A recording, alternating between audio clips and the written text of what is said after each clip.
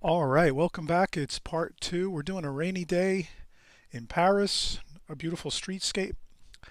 Um, if you didn't see part one, please check out part one first and then start on this part two. It's really important. I discuss a lot of the things that kind of uh, lead up to getting a finished look in your painting on this type of a scene. Um, I will recap here just quickly. What I did was I downloaded off the internet a street scene photograph of Paris, and then we said that we were going to try to simplify the scene, make it more interesting, maybe crop out some stuff that we maybe thought was, maybe too much information. And we also decided we were going to orientate it in a portrait format versus a landscape format. So we did that with a matte. And then we just decided on making a few minor changes, keeping these lines, these pedestrian walkway lines, parallel versus on that somewhat of an odd angle there. And other than that, we're going to keep everything pretty simple, pretty straightforward. We're going to keep the horizon line about the same as we see here um, in our mat that we have around our photograph.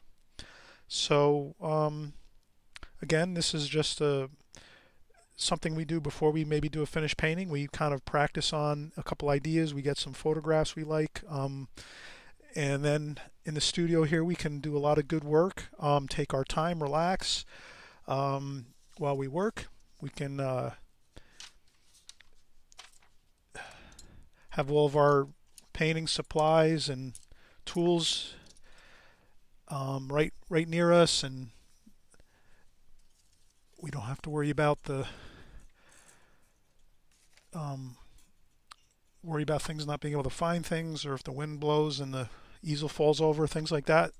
Painting outside can be pretty challenging. It's fun to do. I say everyone should definitely paint outside too as well, but do some work in your studio too as well. I think it's really important to do a lot of studio work in your house. You have a little place maybe set aside to make a permanent spot maybe somewhere. That's a really great tip. I always tell people if you can make a little spot somewhere just to keep all your stuff, your pencils, paper, brushes, paints, maybe just a small little table with a couple drawers, and then everything stays on that table and in those drawers, and you can leave it out, and then anytime you want you can just go to it and work there. That's a really good thing. If you can do that, that's ideal. But I know sometimes we're stretched with a little bit of uh, having room to do that, so sometimes we have to keep things maybe in a box or something like that, or a tote, plastic tote, keep everything in one place. And then whenever we're ready to paint or start to work, we can just open up our tote, plastic tote with the lid on it, take everything out, work, and then when we're done, we can put it back. So we stay organized, and we will be set for some happy painting times. All right, so we have everything laid out here, and then once we start to paint, we're going to start to see the lines of the painting come together and sort of become formulated. So I'll probably start with the darks first. Actually, I'm not. I'm going to actually go here. We'll do the glazing technique here, and we'll go with lights first, and then we'll do like maybe we'll probably do three glazings or three washes. We'll start off with the light glazings first, sky color and foreground, and then we'll let that dry, and then we'll come back and we'll start to work into our darks and get the darks in the scene completed. And again, we're having fun, no pressure. We're just doing a nice simple thumbnail here. This could turn out to be a card, like a birthday card or something for somebody. Or so we'll start to get our paint ready here. So I'm going to use probably a number 12 round brush, and this is for the first glazing. So I just have a nice round number 12 actually, and we're going to do some sky colors. Go with some alizarin crimson, some cobalt blue,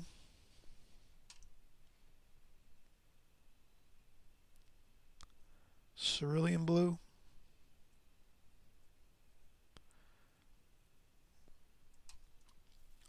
And we'll do a little bit of raw sienna maybe for the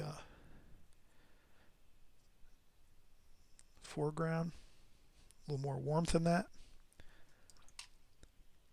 I have to do a little work on my palette here. You might be able to see that I have some lumps in the paint. That's just I haven't had a lot of time to sort of redo my palette, scrape out the old paint, and put in all new fresh paint. Sometimes I get behind with my chores on my palette here, but this will work, and it's only a composition anyway.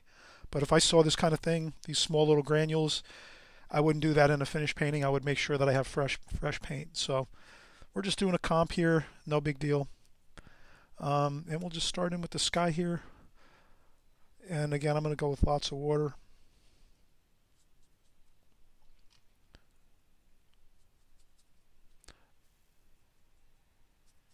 I'm going to do some alizarin crimson on the buildings on the left, maybe a little bit. And I'm just putting on the water. You can see here it's lots of water, not that much paint. I'm putting some color on here, but not, a tremendous amount. And then as I get down lower toward the ground, I'm going to put maybe some raw sienna in there, some yellow ochre, maybe some more alizarin crimson.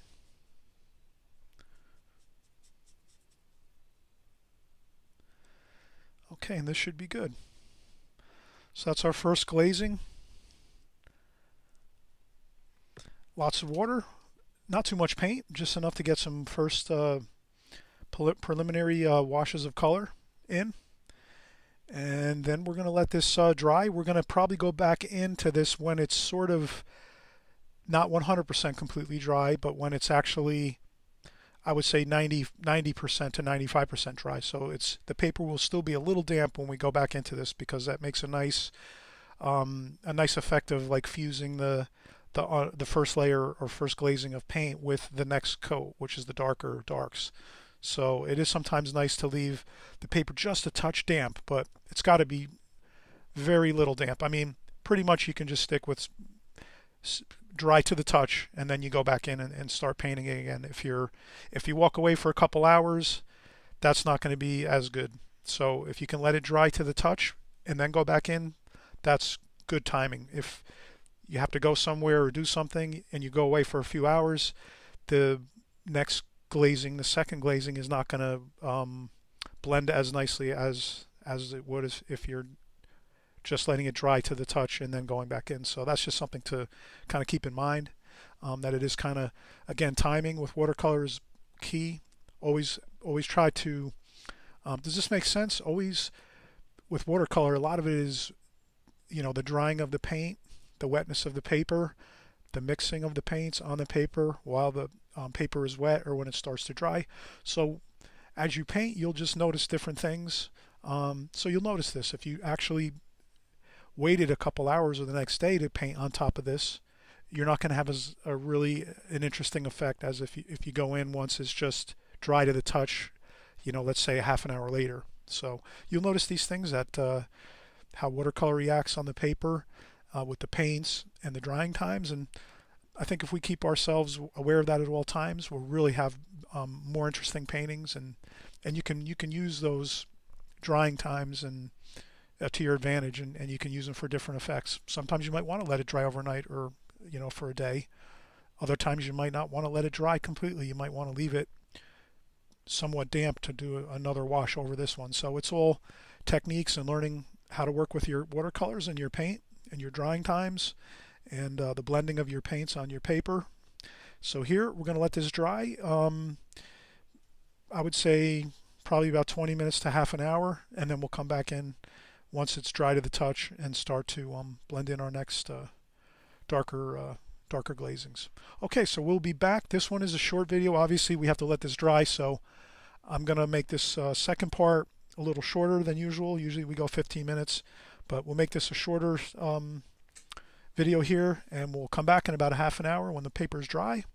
And it shouldn't be buckled either. Sometimes your paper is going to buckle.